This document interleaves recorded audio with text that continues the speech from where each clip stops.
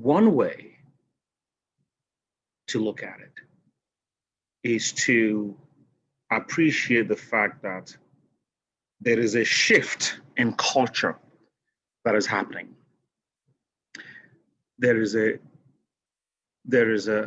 movement away from the traditional ways of thinking, the old ways of thinking, from this very tall hierarchical way of being or building a society, where whatever the elite or the older elite, whatever they say goes. And in that kind of system, especially if it's autocratic, where the older elite insists on their way without asking for any sort of feedback, any input from the young people, very autocratic. When you have a situation like that, young people feel stifled. I mean, now Nigeria is so blessed. That's why I don't even know where to begin, because there's so many things that is going on in Nigeria. So you have a population of young people that are brilliant, smart, incredibly smart. Oh my goodness. I mean, is it the young kids who are making videos? Or is it the young man that I just watched an interview, or his interview, who is building cars? Now we have 2 automobile companies in Nigeria, in addition to Innocent Motors. I mean, there's just a lot of incredible people, young people, innovating. And what we see, the innovations that we see, is just a sliver, a tiny fraction of the abundance of innovation and ingenuity that is in that country. Yet these older elite, in their greed, suppress these young people. They deny them of every access to be human beings, to be people. And so I think, and as a young person, when you cannot express yourself, when you cannot be creative and think and solve your problem, you feel trapped, you feel dead. And that's what has happened over the years. A lot of people feel dead in the country. They're not living. They're not. Let me share a quick story. There's a student, an African student in a university in the US. I'm not going to say the name of the university. An African student at a university in the US was slipped into depression. And they slipped into this depression because this kid was very brilliant. So they came to the US, but they couldn't get he couldn't get a work. He couldn't do an internship, get work. He was only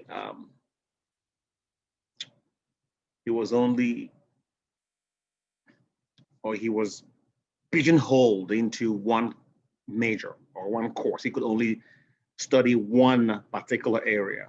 So if he wanted to switch, he couldn't do it. So he couldn't work. He couldn't do anything creative. He couldn't even express himself. He couldn't even volunteer. Let me put it that way, right? So this kid slipped into depression and took his life. So that is what is happening, because when you cannot express yourself, you know what's possible, and you can't do it. I mean, it's as good as being dead. So that's what's happening. I saw a video of some young men who were being shot at by the police in Nigeria, and they were running after the police.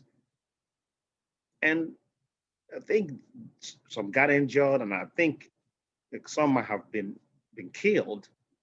But they were running straight to into the bullets, being shot at. That is the heights that this thing has reached. This operation has reached to the point people are willing to give their lives. Listen, if the government officials should understand that they cannot stifle this. People are fed up. The young people, they are fed up. Unless you want to kill everybody in Nigeria, you can send the army, you can send the police. If you want to just keep on killing everybody, then that is the only way you can resolve it. Otherwise, this has to bring about change. It has to bring about change. What's happening in Nigeria is just terrible. So young people feel stifled. I mean, just come on, building roads. People go to school to study civil engineering. We have hundreds of schools in Nigeria, and you can't produce a civil engineer to build the roads.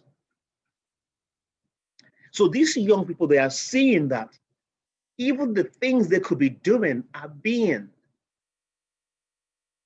contracted out. And it's not that, I mean, there are ways, of course, I'm not saying that Nigeria should do everything. I mean, we have to work with other countries, right? Africans have to work with other nations, other continents. The US has to work with other countries. I mean, that is how we are as human beings. We are designed to collaborate. We are built, That's how we've gotten this far as human beings.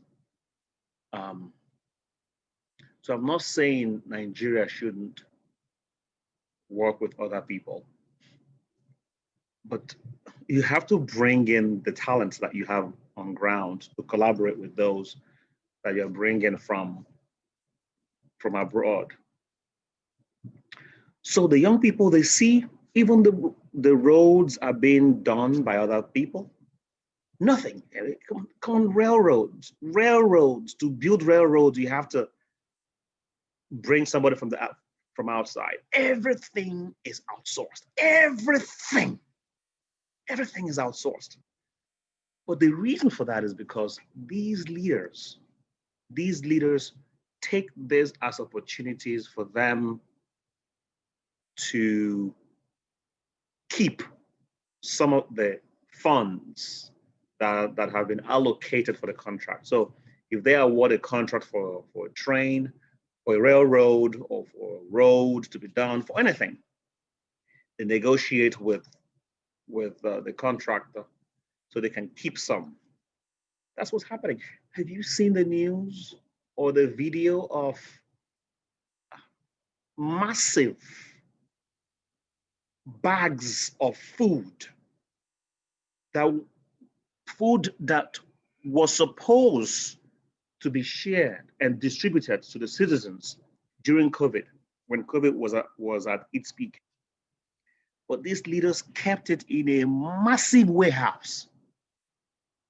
They were hoarding food for the people. They were hoarding food. These are people who already have the means.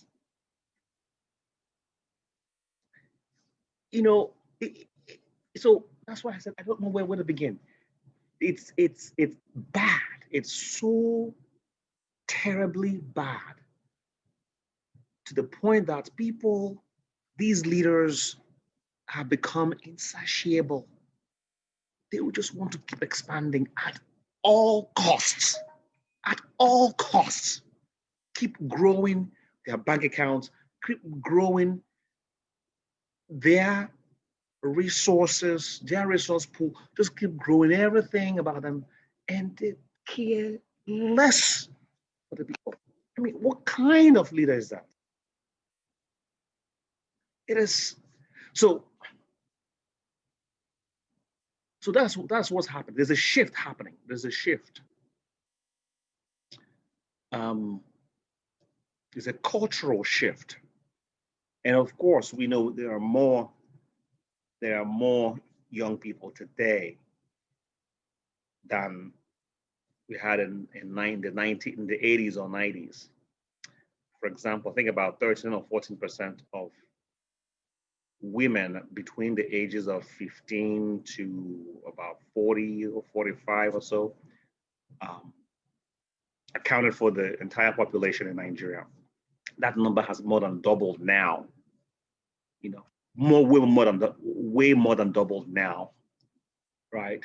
Not just for women. So there's a shift.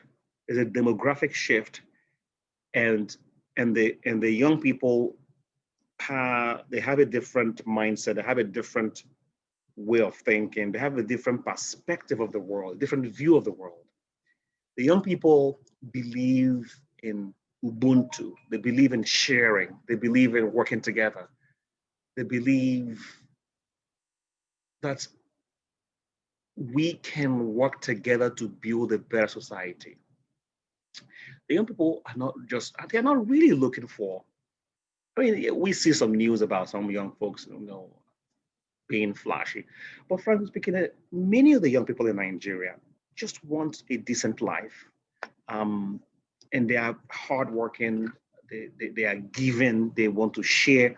That's all they want. They believe in this philosophy of Ubuntu. I am because we are. And that is the African philosophy that our elders have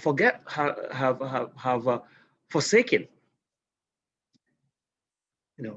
The elders are supposed to be teaching the young people how to give, how to share, how to work hard, not just for self, but for society. But the elders are setting a bad example. They just keep looting, keep stealing. I mean, there's no electricity in Nigeria. There's no light, for example, right? I mean, that's why I said I don't know where to begin. There's no electric power. I mean, you cannot guarantee stable electric power in Nigeria. And it cannot be solved. We have electrical engineers, we have mechanical engineers in Nigeria, and we can't solve it. Of course we can, but it's just that there's no political will, and these so-called leaders keep looting. If we were to collect a fraction of all the funds that all these folks have stolen, we can provide electricity in Nigeria in a very short amount of time. Have you heard of these governors and these senators who, after they retire, they continue to get allowances, they get cars, they get allowance to maintain their cars, they get, it is just mind-blowing what's happening. It's just mind-blowing. I mean, after you become a governor, and as a former governor, you continue to receive some allowance. You have allowance for security. You have allowance for medical insurance, house allowance. You get houses in Abuja and in Lagos. They get cars. I think about 5 cars, something along that nature. They get drivers. I mean, it's insane. It's insane. These leaders are setting terrible example. They are bad examples. I'm not saying there aren't good ones now. I mean, there are very few good ones, and so for those good ones, just continue to speak up, right? But a majority of them are just bad, and with this shift happening, the young people are saying enough is enough. And I really hope Nigeria changes, because Nigeria is a great country. And the people in Nigeria are great people. When I think of Nigeria, I think of the beautiful people. I think of I see paved roads, beautiful roads, clean streets. I see people drinking clean water. I see stable electric supply. That's what I see when I think of Nigeria. The talent to make these things happen is there. It's not hard actually. It's not rocket science. It's not rocket science. You know, I mean, there was a video I saw of some kids who actually turned trash. They used trash to generate um, power supply. Right? They were able to recycle plastics and were able to create they actually created their own um, energy source, and theirs cost less. Their energy source or their fuel costs less than what is being sold at the fuel stations in Nigeria. And they were able to generate these fuels from rubbish. The young people think they're in middle school or in high school, in secondary school, junior or senior secondary school in Abuja. These are what kids are doing, and these are kids who are doing this even without much guidance, right? Without much. Now, could you imagine the level of creativity that would come out of Nigeria if government was just to say, look, we're going to focus on developing our children. Let's bring in teachers, let's hire teachers, or let's retrain teachers so that they can help us teach the next generation to be creative. It's a lot that is happening in Nigeria. A lot is happening, and I don't know. I don't know. It's just, I really hope that something good comes out of this. A lot of lives have been lost. And so I hope something good has to come out of this. It has to. No question. It has to. It has to. Okay, so let's hang in there. Thanks to all the support from the celebrities who've gone down to protest with the people, who've spoken up, all the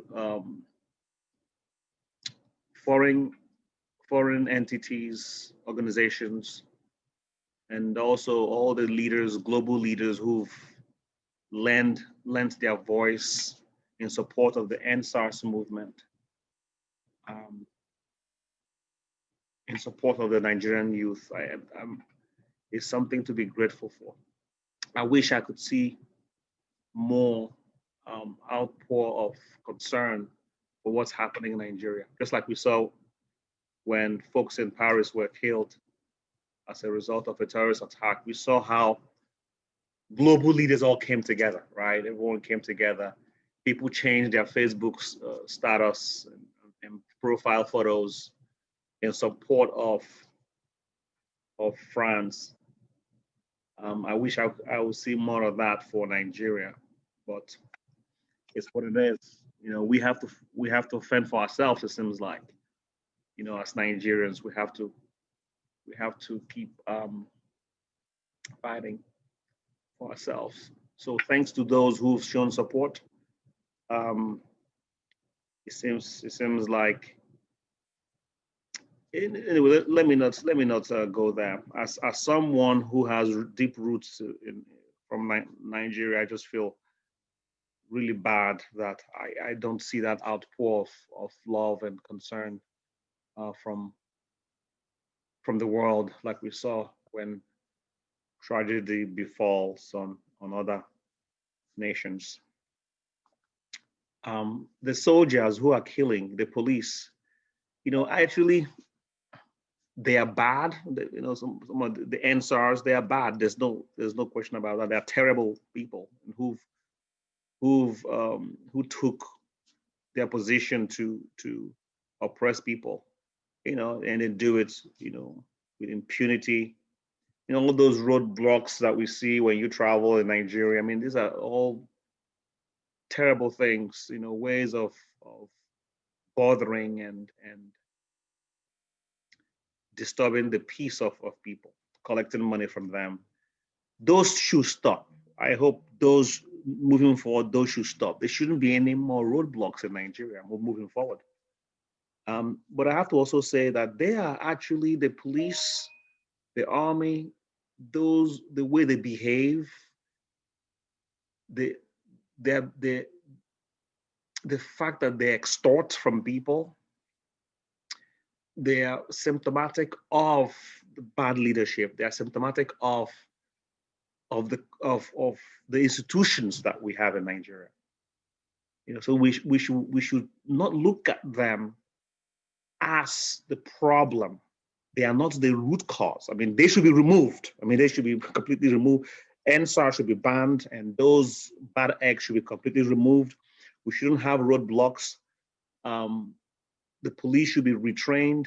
But my point is, we should understand too, though, that the police, and the armies, they are a byproduct of the society, and they are doing what they've been taught. I mean, you've seen photos of or videos of the police barracks, I mean, of the army barracks or the police training camps. They are malnourished. They are not fed properly.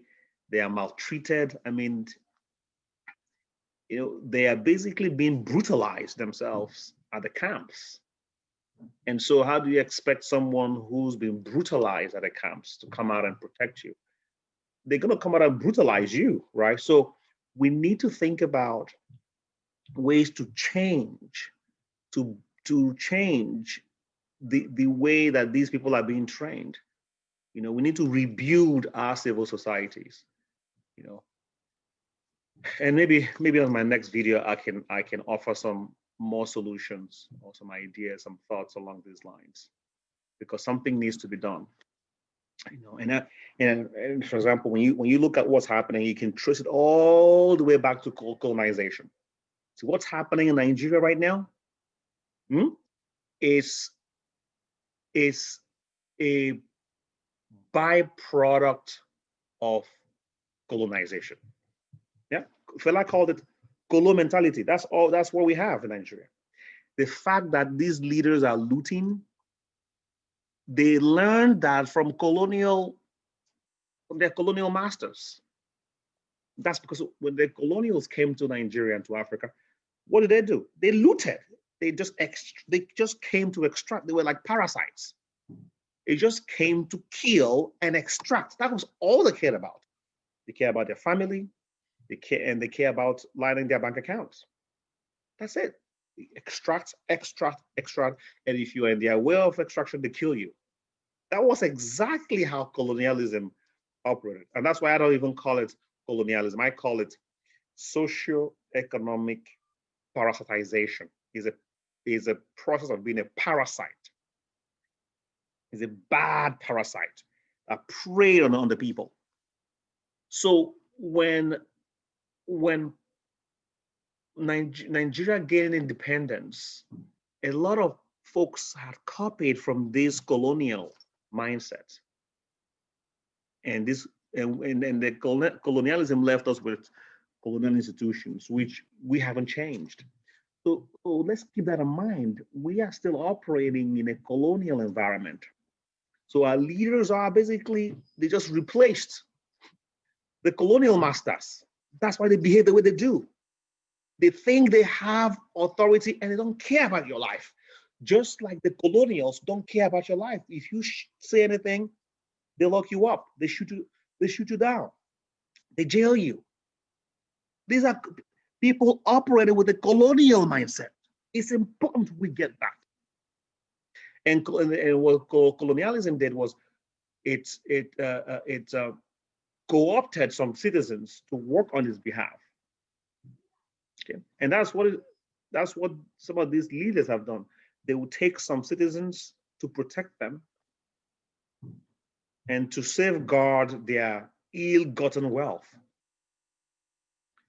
So when we see a police or an army person shoot a Nigerian, a fellow Nigerian, it's important to realize that they have a colonial mindset where they don't have any regard for that African life that they just killed.